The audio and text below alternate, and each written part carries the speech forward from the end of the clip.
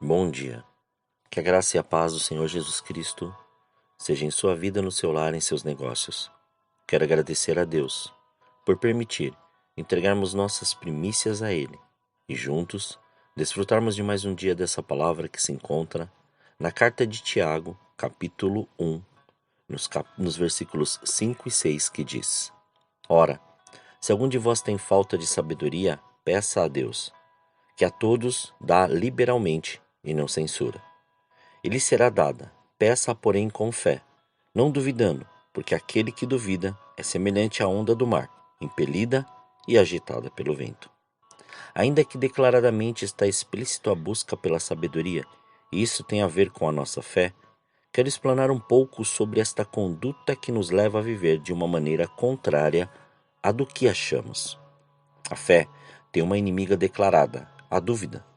Essa palavra no grego se traduz como diacrino, significando separar dois elementos, componentes ou valores.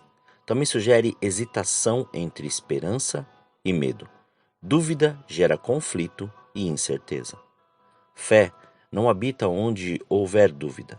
Eis a loucura da cruz, o mistério do Evangelho, como vemos descrito na primeira carta aos Coríntios, capítulo 1, versículos 18 a 20, que diz: Porque a palavra da cruz é loucura para os que perecem, mas para nós que somos salvos é o poder de Deus. Porque está escrito: Destruirei a sabedoria dos sábios e aniquilarei a inteligência dos inteligentes. Onde está, ó sábio? Onde está o escriba? Onde está o inquiridor deste século? Porventura, não tornou Deus louca a sabedoria do mundo? Crer no Senhor é uma questão de fé. Fé não duvida, ela tem certeza, mesmo diante do invisível. E esse invisível é tão verdadeiro para os que têm fé que possa a ser concreto, ou melhor, que passa a ser concreto. Se ele é concreto, é prova. Se é prova, é real. É inquestionável. Como vemos descrito na carta aos Romanos, capítulo 1, versículo 17, que diz: De fé em fé se descobre a justiça de Deus, porque está escrito: o justo viverá pela fé. Viver pela fé significa ser elevado acima do possível. Fé é um universo eterno onde habita o coração dos que creem. Esse coração convive com a graça divina e recebe também do que é divino. Fé se firma no túmulo vazio de Jesus, na cruz que outrora o sustentou, mas que agora se ergue sem ele, que ressuscitou. Na fé é ele quem nos sustenta. Tenha fé. Não duvide em seu coração. Onde houver dúvida, é impossível que haja fé. Acredite em todo tempo, mesmo que não haja circunstâncias para isso. Firme-se na palavra viva e eficaz que é Jesus. Ele estará segurando suas mãos para que ande sobre as águas. Mas não duvide. Pedro duvidou e afundou. Se a dúvida também tivesse entrado no coração de Abraão, ele não teria sido patriarca das nações. Jamais teria sido tão abençoado. Deus lhe disse: Abraão, sai da tua terra, ou da tua casa e da tua parentela, para um lugar que eu te mostrarei. Ele poderia ter hesitado, temido, desistido diante do desconhecido, mas a fé é a prova que se não vê, e ele tão somente confiou. Segurou nas mãos do Senhor e seguiu em frente. Não deu nenhuma chance à dúvida, como descrito na carta aos Hebreus, capítulo 11, versículo 1, que diz: Ora, a fé é a certeza das coisas que se esperam e a prova das coisas que não se veem. Não posso deixar de dizer sobre a importância de não menosprezarmos a ciência. Se ela é razão, devemos utilizá-la para compreender a vida. Tiremos a razão quanto à ciência de nosso cotidiano e ficaremos desnorteados porque Deus fez o mundo com uma ordem tal que tudo funciona perfeitamente. Ele criou a ciência como lógica sustentável. O cientista Albert Einstein, fascinado com as descobertas sobre o universo, falou: Deus não joga dados com o mundo. Ou seja, a criação não é aleatória. A ciência nos orienta na compreensão das coisas. Nós somos ciência, seres assombrosamente bem planejados, e temos um espírito. Somos fé, e a fé é a direção de uma vida melhor, de salvação e eternidade.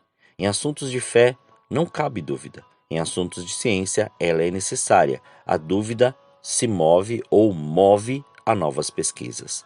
Eis um trecho das Escrituras que define perfeitamente a importância da fé e da razão, descrita na carta aos Romanos, no capítulo 12, versículos 1 e 2, que diz: Rogo-vos, pois, irmãos, pela compaixão de Deus, que apresenteis os vossos corpos em sacrifício vivo, santo e agradável a Deus, que é o vosso culto racional. E não sede conformados com este mundo, mas sede transformados pela renovação do vosso entendimento, para que experimenteis qual seja a boa, agradável e perfeita vontade de Deus. Nosso culto deve ser racional, pensado, lógico e equilibrado, para que possamos ponderar a maneira certa e errada, sermos críticos e não nos deixarmos levar pelo engano. Agora, na medida que conhecemos, a fé aumenta e a dúvida se vai. E na carta aos Romanos, capítulo 10, versículo 17, afirma esse modo de mudar nosso modo de ouvir e estar atento à voz do Senhor pelos princípios da palavra. Pois assim nos diz, de sorte que a fé é pelo ouvir, e o ouvir pela palavra de Deus.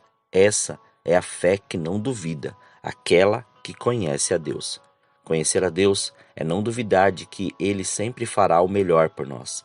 Assim Paulo diz a Timóteo na segunda carta a Timóteo no capítulo 1, versículo 7. Porque Ele não nos deu o espírito de temor, mas de fortaleza e de amor e de moderação. No silêncio, no barulho, na alegria ou na dor, em todos os momentos de nossa vida, tenhamos a certeza de que Deus cuida de nós, para além do que possamos compreender. E nós nem sempre precisamos compreender, mas crer. Ter fé é continuar crendo do sim, do não e do silêncio de Deus, e amá-lo quando Ele tudo nos dá e quando não o recebemos. Se você conhece a palavra, lembrará que a fé é exercitada quando tudo se mostra contrário ao cumprimento do que cremos. Abraão precisou se manter animado por um filho diante de sua idade, e de sua esposa, aparentemente incapazes de gerar. José poderia ter desistido de sonhar enquanto estava como escravo e na prisão sendo ajudante de carcereiro. Mas não, ele continuou crendo. O que dizer do apóstolo Paulo? Escreveu a maior parte de suas cartas enquanto estava na prisão. É que fé não existe apenas para recebermos o que pedimos, mas para crescermos no relacionamento com Deus e com o próximo. E diante do sim, do não e do silêncio, o que vive pela fé compreende que o essencial é fazer parte do reino de Deus, sabendo que nada poderá separá-lo deste grande amor. Dúvida de fato não opera este milagre revelado em Cristo. É por isso que sempre valerá a pena não duvidar de Deus, pois Ele está no controle da vida de todos aqueles que o buscam e esperam nele. Nada perdemos por pedir e acreditar, pois somente o Senhor saberá o momento certo de nos entregar, ensinar e fazer. Independente do que ele nos responda, prossigamos servindo e semeando em todas as áreas da nossa vida, pois para cada semente plantada haverá uma colheita sem limites. Oremos. Pai, nós te louvamos e te agradecemos. Graças te damos, ó Senhor, pelo seu amor e pelo seu cuidado. Muito obrigado pela sua presença. E que a cada dia mais o Senhor reflita, Senhor, a presença da sua glória em todas as nossas ações e atitudes. E que a cada dia possamos permitir, Pai, ouvir a sua voz e revelar o seu querer. Fazer com que a sua graça seja manifesta e o seu querer seja grandioso. Pai, desde já, Senhor, nós queremos te clamar e te pedir. Leva-nos a esta fé. Leva-nos a esta fé de viver este sobrenatural, de viver através, Pai, daquilo que o Senhor assim tem nos mostrado e tem nos ensinado. Não daquilo, Pai, que nós temos colocado as nossas mãos e temos nos esforçado a fazer do nosso jeito, mas aquilo que temos feito, buscado e também, Senhor, nos esforçado, mas diante daquilo que o Senhor tem nos orientado. Pai, que em nome de Jesus, que tudo aquilo que tem se levantado, Senhor, para poder bloquear, impedir ou até mesmo limitar, Senhor querido, a nossa continuidade, que seja quebrado, desfeito e destruído. que nenhuma ação, nenhuma atitude, nenhum tipo de comportamento seja maior que a sua presença. Nada possa impedir de continuarmos e prosseguirmos naquilo que o Senhor tem nos orientado. Portanto, faça, Pai, cumpra e estabeleça, Senhor querido, o seu querer, porque o tempo é seu. E ao seu tempo, Senhor querido, cada propósito se cumprirá e se realizará. Somos gratos a Ti, Pai. Consagramos tudo que temos e tudo que somos, para que o Seu nome seja glorificado, engrandecido e exaltado. Que este dia, Senhor, seja um dia, Pai, aonde o Senhor, mais uma vez, nos ensinará e nos mostrará o que é viver através desta fé e por esta fé, Senhor. Muito obrigado, Senhor. Graças nós te damos. Assim oramos, agradecidos a Ti, consagrando tudo que temos e tudo que somos para que o Seu nome seja visto, glorificado e exaltado em todos os lugares, ou em nome de Jesus. Amém. Que você tenha um dia abençoado na presença do Senhor. Quem vos fala é o pastor Leandro Araújo, da Igreja Apostólica Caminho de São Paulo, capital. Deus te abençoe grandemente.